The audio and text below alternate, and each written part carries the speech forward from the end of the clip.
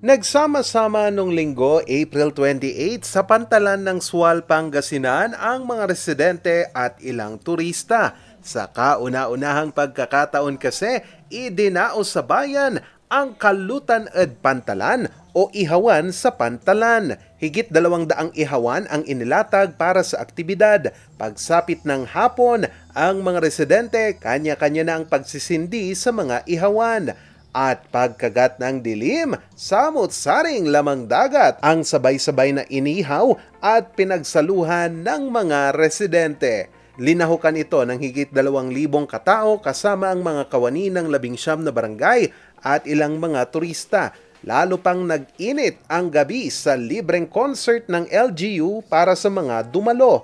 Nag-perform dito ang bandang Mayonnaise at comedian at singer na si Kay Brosas. Ang pagdiriwang ay parte ng cultural celebration ng bayan at pinangunahan ito ni Sual Mayor Dong Kalugay. Nagtapos ang aktibidad sa isang engrandeng fireworks display.